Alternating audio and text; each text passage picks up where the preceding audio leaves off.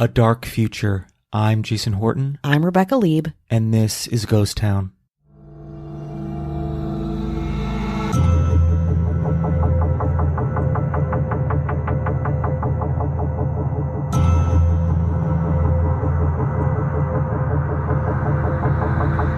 In April of 2006, 17-year-old Richard Kelly, a troubled teen and a young gang member from Limerick, Ireland, went missing.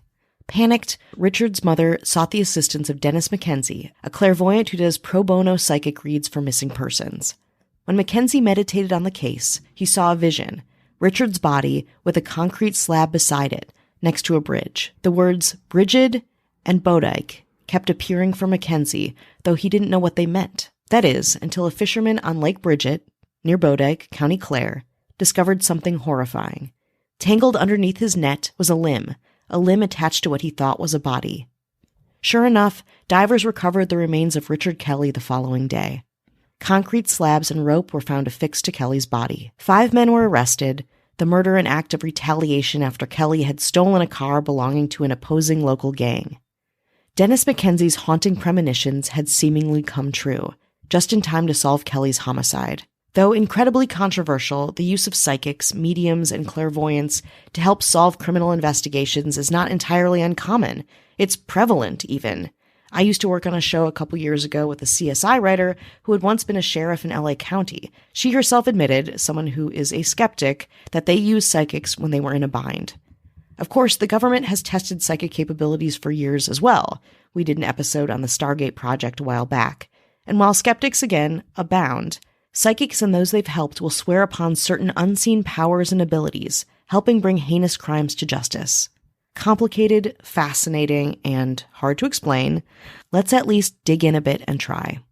Today we're talking about some cases solved, at least in major part, with the help of psychics. In 1961, a famous Dutch psychic, or psychometrist as he preferred to be called, named Gerard Croiset, was enlisted by New York detectives to help locate a missing 4-year-old girl named Edith Kikorius. Croiset had been helping Northern European law enforcement catch criminals for years, simply by intuiting information from evidence. In fact, by the 60s, he was a celebrity, studied by scientists and called, quote, the man with the X-ray mind. Police would place an object from the crime scene, usually covered or wrapped up, in the psychic's hands, and he would get visions of the crime as it was committed, and often visuals of the criminal. On February 25, 1961, Croiset began a series of transatlantic phone calls with NYPD to find Kikorius. Although Croiset was invited to the U.S. to do his psychometry work in-house, he deliberately chose not to, feeling he would, quote, choke on all the impressions he would receive. So, from the Netherlands, he started his work. Despite never having been to New York or even America, Croiset was at first clearly able to identify streets and buildings. As his work, I say work because I'm not exactly sure what else to call it, became more in tune, Croiset's images became numbers, lines, and faces. Soon Croiset told officials that he had pinpointed the exact spot where the girl was. But, he was sorry to say, she had passed away. Police leapt on this information and found Kikorius' body exactly where Croiset said it would be. Based on a description of a face Croiset gave to officials, Kikorius' murderer was soon discovered, arrested, and committed to a hospital for the criminally insane. Meanwhile, Croiset's gifts were continually tested throughout his life. One method for determining psychic abilities that a lot of researchers used was called the chair test. During the test, a psychic looks at a seating plan and selects a random chair number. Once the chair is selected, the psychic provides specific details about the next future individual who will sit in that selected chair. It's pretty interesting. Croiset took this test, providing his answers on paper, which were sealed in an envelope until the chairs were filled with people. After everyone had had a seat, his writing was compared to the individual in his selected chair, and researchers were impressed. They said that Croiset had, quote, remarkable success in providing specific and accurate details. Despite his A+s on his many chair tests in different countries, the Belgian Committee for the Scientific Investigation of Phenomena reputed to be paranormal, that's a long name with lots of clauses, also looked into Croiset and found no evidence of him having psychic ability at all. Despite this, Croiset died in Utrecht in 1980 at 71 years old, still incredibly successful. So much so that Gerard Jr., his son, is also a practicing psychic. On December 15th, 1981, 31-year-old Melanie Uribe went missing on the way to her job at Pacoima Hospital in Burbank, California. When the dependable single mother never showed up at the hospital, an investigation commenced. Witnesses questioned said they saw two men forcing their way into the truck of a woman who fit the description of Uribe while she was waiting at a stoplight. The next morning, Burbank police found Uribe's pickup truck and a discarded nurse's uniform. Uribe's disappearance became front-page news, so it was no wonder when a 32-year-old shipping clerk at Lockheed Aerospace was alerted to the case by a coworker. Having no knowledge of Uribe aside for some light water cooler talk, Etta Smith heard a strong voice inside her head saying, "She's not in the house." As soon as the thought crossed her mind, Smith had a powerful vision, a canyon and a curving road, brush, a mountainous backdrop, and a dirt path leading to something white. Despite not even considering herself a psychic, Etta Smith felt strongly that her vision was tied to Melanie Uribe's whereabouts. She left work early that day to describe her experience to the police. The police, of course, were skeptical, but nothing about Etta Smith seemed unreliable. She was an intelligent person, trusted with top security clearance. Why not hear her out? Using a map, Etta pinpointed the area where she believed Uribe's body would be found, a remote part of the San Fernando Valley called Lopez Canyon. Smith was sure she was there, even fighting off her own urges to go find her. But those urges got larger when the police didn't seem to jump on her tip. That same day, she took some family members with her to Lopez Canyon and felt the presence of Melanie Uribe there, though she couldn't find anything herself. It was dark, after all, and she didn't really know what she was feeling, just going with it, for now. In the light of day, Etta Smith and her daughter drove back to the canyon. She felt the same way she did during her first visit, but this time she knew would be different. This time around, Smith noticed fresh tire tracks, and her intuition pulled her further down into the canyon. As the two kept moving, Smith's daughter noticed something strange in the brush. White nursing shoes that they then found were attached to a body.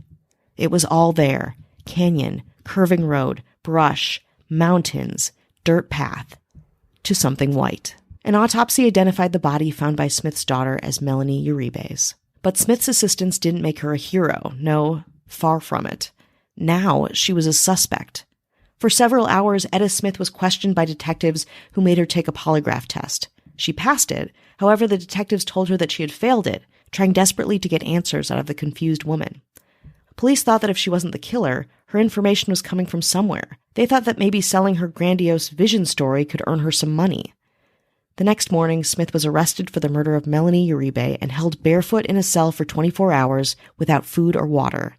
Detectives were certain she would break and admit to the murder since they couldn't explain her visions. Meanwhile, 17-year-olds Lewis Carnell Morgan and Spencer Nelson, who were driving the truck witnesses reported seeing, had been bragging about killing a woman after apprehending her vehicle. Talk gets out fast, and after their arrest, both teenagers confessed to the killing. Etta Smith was released on December 21st, 1981, and following her mistreatment, won a lucrative civil lawsuit against the Los Angeles Police Department. In 1983, Illinois law enforcement publicly thanked a psychic named Greta Alexander. Quote, "I was skeptical to begin with," said Alton Detective William Fitzgerald, "but I guess I'm going to have to be a believer now." Once a housewife and a mother in rural Illinois, the psychic profession kind of found Greta Alexander in a big way. While pregnant with her 5th child, a bolt of lightning struck her room. Although she believed she was an intuitive person since childhood, Alexander said the lightning incident is what jump-started her psychic abilities, bringing her to her full potential. Soon she turned her new talents into a full-fledged career. In April, Alexander was called by police to help find the body of 27-year-old Mary Cousset. Cousset was last seen with her boyfriend Stanley Holliday Jr., who was arrested and would later confess to her murder. But the big problem with the investigation was that law enforcement couldn't find Cousset's body. Enter Greta Alexander, who gave the police 22 specific clues that police used to find Mary's skeletal remains. Fitzgerald said Alexander predicted the location of the body, its condition, and the way it would be found. He said she even predicted it would be found by a man, quote, "with a bad hand," and that the initial S would be important to the discovery. On October 29th, 1983, Mary Cousset's body was discovered, stabbed to death near Peoria, Illinois, by policeman Steve True, who incidentally had a deformed hand. Of course, many reports say that law enforcement didn't mention Alexander's predictions that had not come true. For example, Kusei's body had been found far from the area Alexander had initially circled. Despite her critics, she would continue her work with the police and community. She died in 1998. I am not a psychic myself, but I see something very important in our future.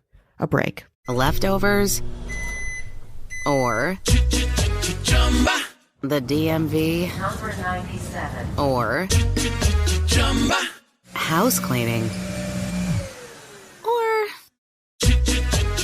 Chumba Casino always brings the fun. Play over 100 different games online for free from anywhere. You could redeem some serious prizes. ChumbaCasino.com. Live the Chumba life. No purchase necessary. Void where prohibited by law. 18+ terms and conditions apply. See website for details. Hi, hello, how are you? Hello. We're checking in. Here we are, checking in We're doing with it. you. Yeah, How are you feeling? yeah. I'm feeling a little congested. I'm not going to lie to you. Maybe you can hear it. I want to say I'm sorry. Doing my best. I feel optimal, Wow. Okay. completely Got optimized. Got it. Good. Yeah. Excellent. Jason's never felt better. Yeah. And so I'm just at a plodding along mediocre. Great. That's You put that's us about together, right. you get Ghost Town, baby. Woo. We want to say hello to anyone who's listening, anyone Mm-hmm. sharing the pod, spreading the word. Absolutely. Absolute domination. Scorched earth. That's what this looks like? Yeah. Damn. And we appreciate the army. That's Of always. people. Always. That's how some people talk, right? Hey, The want to say army. what's up to the Ghost My Town army. My army. What's up to the Ghost Town Oh, Army? That's Yeah. great. It's people do talk a lot about like worldwide, like a movement. Yeah, this is not that. No, this is really more of a Well, nap. it's one movement I can think of. Ooh. Ooh. Wow. Coming in hot. Yep. Oh, oh God. We're a real zoo crew Put right me here. out of my misery. You know what'll make you feel better? Tell me. A little politic talk. Let's go to the politics corner. That will make me feel better. We want to say hello to our mayors. And as a reminder, if you are in the government, you could always say, hey, there's something I want to mention Mm-hmm. to the masses, whether it's a podcast of your own, a charity Yeah. that you feel strongly about. You want to wish somebody a happy birthday. Honestly, please do that. I- Please. If I knew there was other podcasts like ours that would let me be part of that and I could do that every week so I could just promote Ghost Town or like my book or something like that, I would absolutely do it. And no one takes advantage of it. You want to know why? Because they are just altruistic people Yeah. that are just want to support. They're just kindly Not- people who just enjoy what they're listening to. I mean, I've been in LA too long. Yeah. I don't know. I don't know what to do with What's that. your game, mayors? What's your angle? I know. But just as a reminder, that's a perk of this. And I don't know. I think it's a very valuable perk. Yeah, and it also lengthens the length of the podcast. Yeah, which is we great. both appreciate. And somebody that could bend spoons with her mind, Great. Ashley Matson. Hello. A little someone who can levitate, Charlie Gilbert. Hello. And someone who could walk through walls, Damn, that's good. and does, Of course. Kat Joselle. Hello. And I'm wearing a t-shirt that Kat got me at the Outsiders House Museum in Tulsa. What up to them? Check them out. Damn, Kat, where's my shirt? But here's the thing, Rebecca. What's You have the to be an thing? outsider. I mean, You're a globalist. globalist. Yeah, you're a globalist. Oh man, It's only for outsiders. And she was, I mean, I'm going to, because I wore this, I showed the shirt on Instagram, so, but she was there visiting the museum, and Danny O'Connor, who's, if you remember House of Pain, Yeah. and he's just really into cultural history. The movie The Outsiders, he bought the house that's in the movie, and Whoa. it's now at a museum. It's very cool. It's in Tulsa. Definitely check it out. And he's in my first book. He's got a anecdote in my first book. Yeah, I have 2 books out. Somebody, that please, makes sense. Somebody, That makes please get sense. one. That's a gift that's germane to your interests Yeah. and your work. I get it. That being said, if anyone wants to get me a gift, I'm open to that. She also wrapped it in a brand new iPad. She bent an iPad around the shirt? Yeah, it was just kind of like wrapped around Wow, it. you're like, that's weird. Yeah, that's germane to my interest is Apple products. And someone who can both create and destroy on a cellular level. Holy shit. Beyond limitless is our governor, who could just crush life as we know it with one thought, but chooses not to. She doesn't want to. Avian Noble. So if you want no ads, no chit chat, bonus episodes, you want to binge, you don't want to hear stuff like this, you just want to get to the good or bad stuff, depending, head on over to patreon.com/ghosttownpod. Incredible. Let's get back into it. And we are back. I have 3 more psychic investigations to share with you. We're going to keep going with a case about a woman named Maria Scott. So 4 years after the murder of 27-year-old Maria Scott went cold, a psychic named Debbie Malone was brought in to help. In the early 2000s, Scott lived at Triple Care Farm Youth Rehabilitation Center in the Southern Highlands. While she had previously struggled with drugs, the 27-year-old sex worker was trying to get her life on track. On March 24th, 2003, she suddenly went missing. On October 30th of that year, teenage residents found Scott's decomposing body wrapped in a quilt and dumped in the bushlands on the grounds of Triple Care Farm. She had been stabbed twice in the chest, twice in her abdomen, and once in the back. Scott's body was so badly decomposed that police set her time of death anywhere between 2 months and a year before she was found. Inundated with false leads, or perhaps because she was an Aboriginal sex worker, low-priority victims historically in the hierarchy of investigations, the case went cold. For 4.5 years, Scott's frustrated friends and family hoped justice would be served. But the investigation took a turn when Debbie Malone stepped in. According to the Daily Telegraph, Malone had caught the attention of Detective Jeffrey Little, one of the investigators put on Scott's case, when he watched her appearance on the psychic investigation television show Sensing Murder. Little gave Malone a bangle that had been found on Scott's body. Holding the object, Malone gave details about the location of the murder and kept seeing a drain pipe.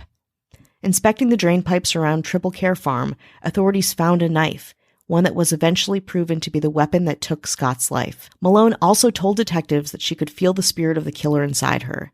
She said the killer themselves were dead, because only ghosts embodied her in that way. This revelation confirmed authorities' suspicions that Mark Brown, a neighbor of Triple Care Farm with a violent past, had been the killer, since he had died by suicide 4 years before. Quote, her description of what happened was so close to what we had found, I included it in the coroner's brief. I don't know whether he took any notice of it, but she was brilliant. She told us how the body was positioned in the bush, where it was found, and what Maria was wearing, Little said, via the Daily Telegraph, adding, what we hadn't told her was the key suspect had actually died by suicide. I was extremely skeptical at first, but then I couldn't explain how she knew these things, when all we gave her was a bangle. On August 11, 2005, 20-year-old Ohio State College student Julie Popovich pre-gamed at a friend's apartment and headed out to the University District with some friends to continue their evening. Popovich, a waitress and sometimes model, met a man named Adam Saleh at one of the bars. Witnesses at the bar testified that Popovich was drunk and dancing. She was last seen about 1:15 a.m., leaving with Saleh. Though Saleh insisted he left alone, Popovich was reported missing the next day. Saleh was eventually arrested and convicted, and yet Popovich's body was never found. 3 weeks after she went missing, a Michigan-based psychic named Christy Robinette was randomly visited by a soul of a young woman from Ohio. Confused, Robinette found out Julie was in dire straits. According to the psychic, quote, Julie pushed her way through the other spirits waiting to speak with me and asked me to draw a map, the map of where her body would be found. Police carried out the operation as directed by Robinette and were immediately led to Popovich's corpse. Popovich's murderer, Adam Saleh, received 38 years to life in prison by the Franklin County courts. Of course, lots of government entities have tried to harness these innate psychic abilities and have failed. In the 70s, the CIA and DIA were obsessed with having a leg up on Soviet technologies, which included psychics and remote viewing capabilities. Various programs throughout the 70s, 80s, and 90s, like Stargate, itself the basis of the movie The Men Who Stare at Goats, and a past topic of a Ghost Town episode, were approved and heavily funded. Accordingly, in the 1979 study, Evaluation of the Use of Psychics in the Investigation of Major Crimes, 12 psychics were essentially put through the ringer. They were each given 4 crimes, 2 solved and 2 unsolved. Physical evidence from each of the 4 crimes were placed in sealed, numbered envelopes. Each psychic was asked to provide information about the contents of the sealed envelopes and any other information that kind of came to them. Then the psychics opened the envelopes, examined the evidence, and gave more information. None of the psychics, of course, had any knowledge of the cases detailed in those envelopes. Although this experiment is very cool, in my opinion, it was found inconclusive. Quote, "The research does not support the contention that psychics can provide significant additional information leading to the solution of major crimes. But if you're interested, as I was, the area of greatest accuracy involved the sex of the suspect and that of the victim. Some degree of accuracy was also detected in the type of crime committed." But let's get back to David Mackenzie, the psychic from the beginning of our episode. Mackenzie was put on the Soham murders, a hugely high-profile case of 2 girls missing in Soham, England. On August 4th, 2002, 10-year-old Jessica Chapman went to a barbecue at the home of her best friend Holly Wells in nearby Red House Gardens, close to Soham. The girls played at Holly's and for fun, took a photograph together wearing Holly and her brother's Manchester United replica football shirts. That was around 5:04 p.m. Around 6:15, they left to buy some candy from a vending machine at a local sports center. While returning to Holly's, the girls walked past the home of Ian Huntley, the groundskeeper at their middle school. Huntley told the girls that his girlfriend, their teacher, was there and that she said hello. And then the girls are never seen again. At 8 p.m. that night, the girls are not back at Holly's or Jessica's homes. They're reported missing at around 10 p.m. that night. The disappearance hits newsstands the next day, and it is again a huge case from the get-go. Over 400 officers were assigned full-time to search for the girls, scouring Soham and investigating the many sightings residents had had of them all over the city, even questioning over 250 registered sex offenders across the UK. The photo of the 2 girls in the football shirts are broadcast everywhere. It is a haunting photo, taken just 2 hours before they disappeared. Weeks go by and there are no leads, so the authorities call in David Mackenzie. Mackenzie says he will help, and he does, but he tells UK police that he has bad news. He says that the girls were dead and that a man and a woman, whom he was able to describe to law enforcement in great detail, were involved. Quote, "I described the caretaker, Ian Huntley, who would be convicted of the murders, and his girlfriend, Maxine Carr," he says. "I also described the view from Huntley's house, his red Fiesta, the Fenland Road he drove along to dispose of the bodies, and the site where he dumped them. On August 17th, 13 days after they go missing, the bodies of Jessica Chapman and Holly Wells are found lying side by side in a ditch, more than 10 miles east of Soham. Ian Huntley, the guy who last saw the girls, is also participating in the investigation, searching with people and asking police way too many questions. He's been questioned with his girlfriend, but both have witness statements and valid alibis. But others witnessed Huntley's girlfriend, Carr, in a different place than her alibi, and their stories quickly crumble. That same day, Ian Huntley and his girlfriend, Maxine Carr, are arrested. Huntley then refuses to answer questions, feigns confusion, even drools in an attempt to seem mentally ill, so he's sent to a hospital. Carr, on the other hand, has a different approach and admits that she lied in her alibi statement to support her boyfriend. But then they find Huntley's fingerprints on some of the children's clothes in a trash can found later that day, and Huntley's fate is sealed. Huntley was found guilty on 2 counts of murder and sentenced to a minimum of 40 years. Carr pleaded guilty to the charge of perverting the course of justice and was found not guilty of assisting an offender. Carr was sentenced to serve 3.5 years in prison for perverting the course of justice. Dennis Mackenzie wrote a book about his work and does not charge for his services. In fact, a lot of these psychics that we talked about today, they charge $40, $50 or not at all, and certainly not at all when they are involved in helping investigations. In Mackenzie's own words, he says, quote, "I'm just an ordinary bloke and I hope I'm doing some good with the gift I've been given. For me, it's all about putting myself at the service of others. I truly believe that helping people is, in itself, its own reward." Skeptics abound, of course, and yet we continue to use these special people, mechanisms, however you want to call them, in our search for answers. I think it's great that it's pro bono work, and that he has a book. Do you know what I mean? Don't. Yeah. Listen, come on. I knew when I was writing this episode, I was like, Jason is going to hate this. I love this subject. Sure. In fact, just in the last week or two, I was really looking into hot readings and cold readings. We know we've seen from evangelists to psychics. and how people get and find information. If you say guess a number from 1 to 10 and you give me 8 tries, might get it right. Yeah. Right? And then you're like, wow. And then also a lot of these things is people will get things right, and the things that did not get right don't end up in like a broadcast. Yeah, And a lot of course. these Exactly. famous psychics, and I believe that there's people out there that know that they're being deceptive. They know it. They're going into it being deceptive.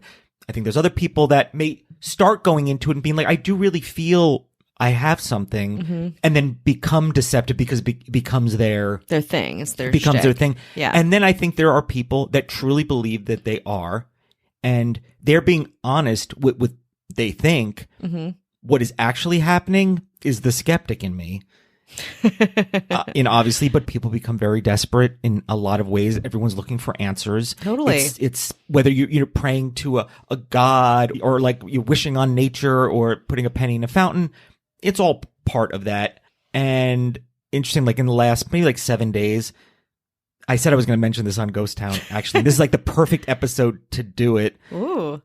I have a friend that you go back many years back in New York. He's a huge music person. He's got like a record store and he sells he's like he's just somebody I talk to about music, and I'll bring up a band and be like, what do you think about them now? Let's go back. Like now that you've had the internet and time and does it still hold up? And I'll do that every once in a while, like once every 2 months.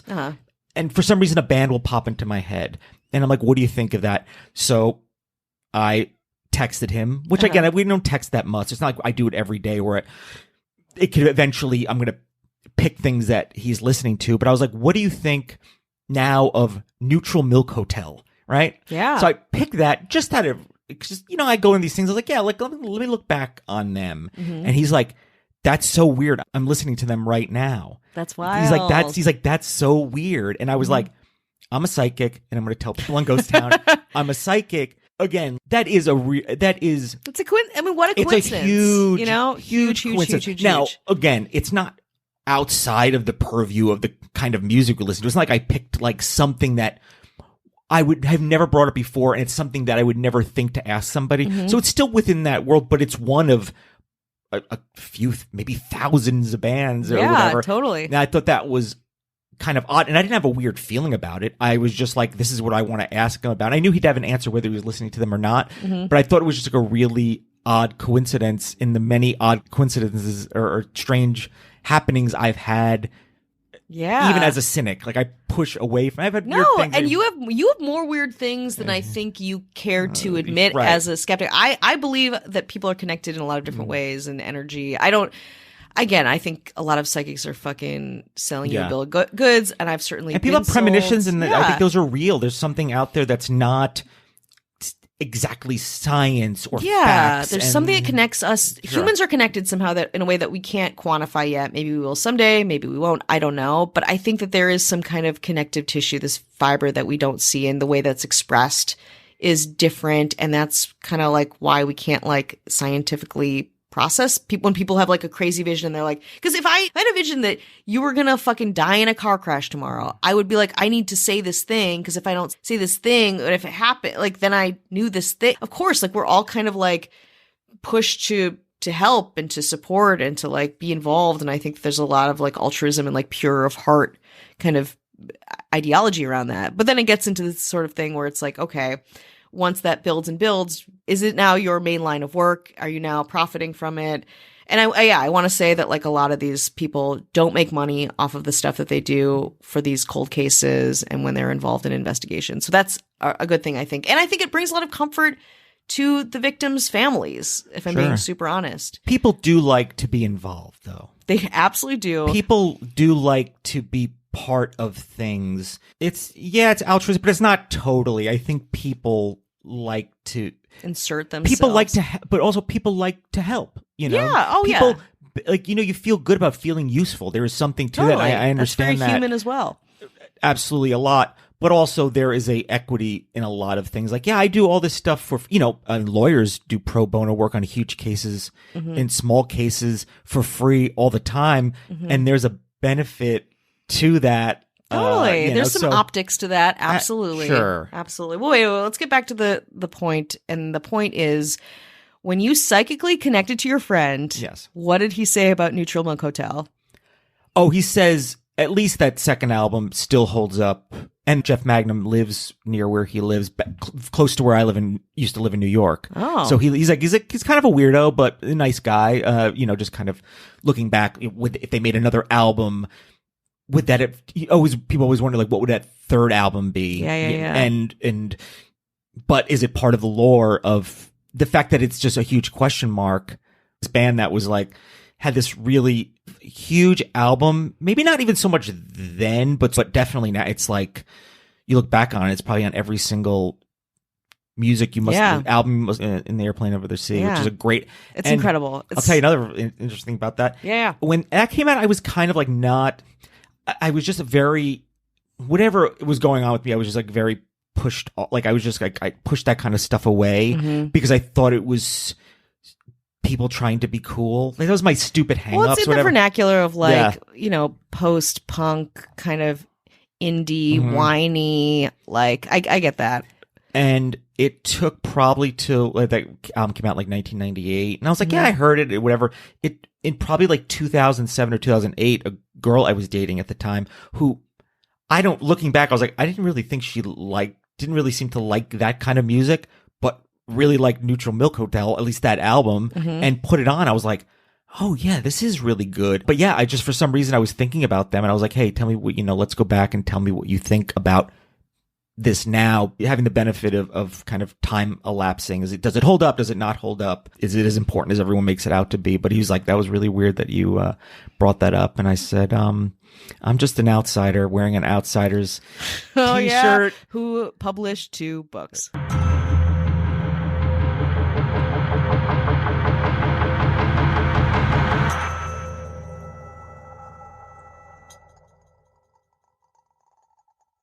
Leftovers, or the DMV, number 97, or house cleaning, or Chumba Casino always brings the fun. Play over 100 different games online for free from anywhere. You could redeem some serious prizes. ChumbaCasino.com. Live the Chumba life. No purchase necessary. Void where prohibited by law. 18+ terms and conditions apply. See website for details. Lucky Land Casino, asking people, what's the weirdest place you've gotten lucky? Lucky? In line at the deli, I guess? Aha, in my dentist's office. More than once, actually. Do I have to say? Yes, you do. In the car before my kids' PTA meeting. Really? Yes. Excuse me, what's the weirdest place you've gotten lucky? I never win and tell. Well, there you have it. You can get lucky anywhere, playing at LuckyLandSlots.com. Play for free right now. Are you feeling lucky? No purchase necessary. Void where prohibited by law. 18+. Terms and conditions apply. See website for details.